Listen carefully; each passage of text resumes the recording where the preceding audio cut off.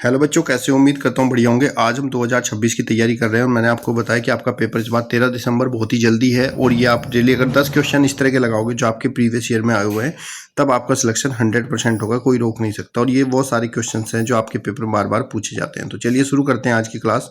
Video को like और share कर देना हर एक बच्चे तक ताकि कोई प्रॉब्लम ना हो, हर बच्चे का सिलेक्शन हो अच्छे से। तो क्वेश्चन नंबर 1 है आपका। यहाँ पर आपको अभाज्य गुणनखंड दिए गए हैं और इसमें पूछा गया है इसका मास है महत्तम समाप्त वर्त्य क्या होगा, यानी कि आपको HCF बताना है क्या होगा। तो इसके लिए क्या करते हैं बच्चे, जब आपको इस फॉर्म में दिया जाए तो आपको क्या करना है, इन सभी में जो कॉमन है उसकी सबसे छोटी घात को देखना है। कॉमन का मतलब जो उभयनिष्ठ है सब में। अब जैसे यहाँ पर 2 की पावर 2, 3 की पावर 3 और 5 की पावर 5 है, तो यहाँ पर 2 की पावर 2 है, यहाँ पर भी 2 है, यहाँ पे 2 की पावर 3 है और यहाँ पे 2 की पावर 4 है। जब हम इसका मास निकालते हैं तो हमें ध्यान देना है, हमें छोटी पावर को ढूंढना है, सबसे छोटी घात को ढूंढना है। तो सबसे छोटी घात यहाँ पर 2 की घात 2 है, तो यहाँ पे आप 2 की घात 2 नोट करिए। फिर मल्टीप्लाई यहाँ पर 3 देखो इसमें भी है, 3 इसमें भी है और 3 इसमें भी है। तो 3 की सबसे छोटी जो घात है वो ये है 3 की घात 2, ये वाली सबसे छोटी घात है। तो मैं यहाँ पे लिखूंगा 3 की पावर 2। फिर मल्टीप्लाई, फिर मैं अगली संख्या देखूंगा अगली कौन कौन सी है। 5 जो है यहाँ पर भी है, 5 आपका यहाँ पर भी है और 5 आपका यहाँ पर भी है।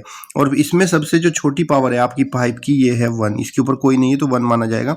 तो सबसे छोटी पावर हो जाएगी इनटू में 5। उसके बाद हम देखेंगे और कोई 7 यहाँ तो है लेकिन 7 इसमें नहीं है, इसमें 7 है लेकिन इसमें नहीं है।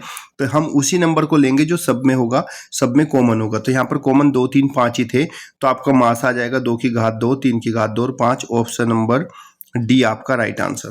क्लियर बच्चे? अगर यहीं पर हमें इस तरह क्वेश्चन में ला सा पूछा जाए एलसीएम, तो एलसीएम के लिए आपको क्या करना है, जब हम एलसीएम निकालेंगे तो एलसीएम इजकल टू हमें देखनी है बड़ी घात। क्या देखनी है? बड़ी घात। चलिए चेक करते हैं। यहाँ पर 2 की पावर 3 है, यहाँ पर 2 की पावर 4 है और यहाँ पर 2 की पावर 1 है। तो सबसे बड़ी घात है 2 की घात 4, तो यहाँ से हम 2 की घात 4 को लेंगे। फिर मल्टीप्लाई बाय 3 देखेंगे, 3 की पावर यहाँ पर 1 है, यहाँ पर 2 और यहाँ पे 3 की पावर 3 है। तो सबसे बड़ी घात 3 की पावर 3 है, तो ये 3 लेंगे। फिर मल्टीप्लाई बाय 2, 3 हो गया। 3 के बाद हम देखते हैं यहाँ पर 5 यहाँ पर 2 है, 5 यहाँ पर 1 है और 5 यहाँ पर 4 है। तो यहाँ पर 5 की घात 4 लेंगे। जब हम एलसीएम लेते हैं तो एलसीएम में जो उभयनिष्ठ नहीं होता उसको भी लेना होता है, यानी कि जैसे कि 7 हमारा यहाँ पे नहीं है लेकिन 7 यहाँ पर है और यहाँ पर है। तो 7 की जो बड़ी घात है हमारी कितनी है, यहाँ पर 2 है, तो यहाँ पर 7 की पावर 2 लेंगे। तो ये इंटू में 7 की पावर 2 हो जाएगा। फिर मल्टीप्लाई बाय, उसके बाद क्या बचा हमारा 11 केवल इसमें ही है, तो इंटू में 11 भी लेंगे। एलसीएम में हमें सभी नंबर्स को लेना होता है लेकिन जिसकी सबसे बड़ी घात होती है बड़ी घातों को ही लेना होता है। तो यहाँ पर हमारा आंसर हो जाएगा 2 की घात 4, 3 की घात 3, 5 की घात 4, 7 की घात 2 और 11। ऑप्शन नंबर ए आपका राइट आंसर। तो जब हम एलसीएम निकालेंगे तो आपको ध्यान रखना है बड़ी घात, और जब हम एचसीएफ निकालेंगे तो आपको ध्यान रखना है छोटी घात, छोटी पावर को हमें लेना है।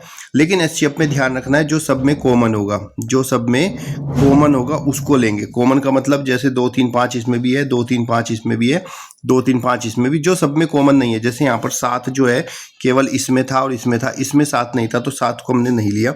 लेकिन एलसीएम में क्या करते हैं, हमें सभी संख्याओं को लेना होता है, सबसे बड़ी घातों को लेना होता है, चाहे वो उसमें कॉमन हो या ना हो।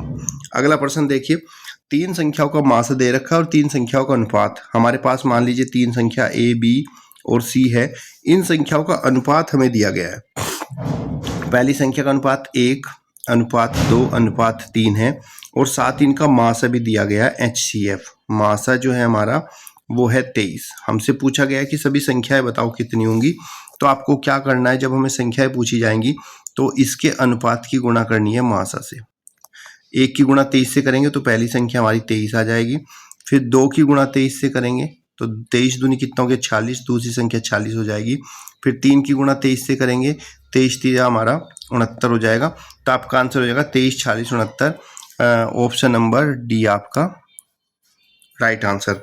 तो जब भी आपको संख्याओं का अनुपात और उसका मासा दिया जाए तो आपको क्या करना है, उस अनुपात की इंडिविजुअली अलग अलग उस मासा से गुणा करेंगे, आपकी संख्याएं निकल कर आ जाएंगी।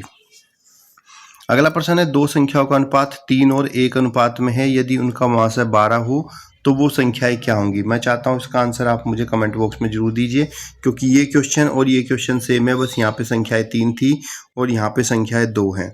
अगला प्रश्न है हमारा, वह संख्या जो 8, 12 और 15 से विभाजित करने पर प्रत्येक बार 3 शेषफल बचे, वो संख्या क्या होगी। तो बच्चे ऐसी संख्या अगर हमें ढूंढनी है जो इनसे विभाजित हो जाए, तो वो संख्या हमारी क्या होती है, इन संख्याओं का एलसीएम प्लस जितना हमें शेष चाहिए, कितना शेष चाहिए हर एक बार में 3, उसमें हम प्लस करेंगे तो हमें वो संख्या मिल जाएगी। अब हमारा जो संख्या है वो 8 है, 12 है और 15 है। तो मैं क्या करूँगा, 8, 12, 15 का पहले एलसीएम निकाल लूँगा। यहाँ से हमारा 2 चौक 8, 2 छीक 12 और 15 ऐसे ही रहेगा। फिर 2 से 2 2 जा 4, 2 3 जा 6, 15 फिर ऐसे ही। फिर 2 से 2 1 जा 2, 3 और 15 ऐसे ही। फिर आप 3 से कट करोगे 1 1, 3 5 जा 15 और फिर 5 से। अब आपको एलसीएम निकालना है। एलसीएम निकालने के लिए मल्टीप्लाई करेंगे, 2 दूनी 4, दूनी 8, 8 तिया 24 और 24 पंजा 120। तो इनका जो एलसीएम आया, ये एलसीएम आया 120 और प्लस में जितना भी हमें शेषफल चाहिए, कितना चाहिए था यहाँ 3, 3 प्लस कर देंगे तो 123 वो संख्या हो जाएगी। ऑप्शन नंबर सी आपका राइट आंसर। फिर से आपको बता रहा हूँ मैं, अगर आपसे ऐसे पूछा जाए कि दी गई संख्या से ऐसी संख्या बताओ विभाजित करने पर ये शेषफल बचे, तो पहले इन संख्याओं का एलसीएम और उसके बाद जितना भी शेषफल चाहिए उसको प्लस कर देंगे। अगला प्रश्न है, 6 के प्रथम 5 गुणज का योगफल क्या होगा, आपको ये बताना है। तो देखो, इसको अगर हम नॉर्मल तरीके से करें बेसिक, तो आप 6 का 5 गुणज का मतलब है 6 का पाड़ा लिखेंगे 5 बार, 6 कम 6, 6 दूनी 12, 6 तिया 18, 6 चौक 24, 6 पंजे 30 और फिर इन सबको प्लस करेंगे। प्लस करके जो आएगा वो आपका आंसर आ जाएगा। लेकिन मैं आपको बताता हूँ उसका बेस्ट मेथड कैसे करना है। अगर आपसे पूछा है 6 के 5 गुणज यानी कि, तो आपको कैसे निकालना है इनका योग, आप ऐसे निकालोगे तब भी आंसर सेम आएगा। लेकिन शॉर्टकट मेथड ये होगा कि अगर 6 के प्रथम 5 गुणज आपसे पूछे हैं तो आपको 6 लिखना है जिसके भी गुणज पूछे हैं, और कितने 5, तो आपको गुणा करनी है 5 से और उससे एक अगली संख्या 6 से और 2 से इसको भाग करेंगे। 2 तिया 6 आपका आ जाएगा, 5 तिया 15 छिक्के 90। तो इन सभी का योग आपका 90 होगा। ऑप्शन नंबर ए आपका राइट आंसर। इसको प्लस करोगे तब भी आपका 90 आएगा, आप चेक कर सकते हो। तो यहाँ से आपका फॉर्मूला बना, अगर आपसे पूछा जाए x के प्रथम y गुणज का योग, x के प्रथम y गुणज का योग अगर आपको निकालना है तो नोट कर लो फॉर्मूला। ये योग आपका बराबर होगा x गुणा y और गुणा में y प्लस 1 और बटे में 2। डायरेक्टली आप सोल्व कर सकते हो, लेकिन अगर छोटा पूछा है जैसे 5 गुणज पूछा है तो आप सोल्व कर सकते हो। मान लीजिए उसने पूछ लिया 6 के प्रथम 20 गुणज का योगफल निकालो, फिर कैसे निकालोगे, उसके लिए आपको ये फॉर्मूले की जरूरत पड़ेगी। अगर 6 के प्रथम 20 पूछ लेगा तो आप क्या करोगे, 6 गुणा एक बार 20 लिखोगे, फिर 20 से अगली संख्या 21 और भाग 2 से कर दोगे, आपको उत्तर आ जाएगा। अगला प्रश्न है आपका, यदि 2 से अभाज्य संख्याओं का गुणनफल 117 है तो उनका एलसीएम क्या होगा। तो बच्चे, अगर हमारी अभाज्य संख्या है तो उनका एलसीएम उनके गुणनफल के बराबर ही होता है। तो आपका 2 अभाज्य संख्याओं का गुणनफल 117, तो उनका लासा क्या होगा, तो उनका लासा उनके गुणनफल के बराबर ही हो जाएगा 117। ऑप्शन नंबर डी आपका राइट आंसर। ध्यान रखना, कभी भी आपका सहअभाज्य लिखा हो या फिर अभाज्य लिखा हो तो ऐसी कंडीशन में उनके गुणनफल के बराबर ही उनका एलसीएम होता है। 2 से अभाज्य संख्याओं का मासा क्या होगा। अगर हमारे पास 2 से अभाज्य संख्याएं हैं तो उनका मासा हमेशा 1 होता है। ऑप्शन नंबर ए याद रखना। 2 संख्याओं का गुणनफल इतना है, यदि एक संख्या इतनी है तो दूसरी संख्या ज्ञात करो।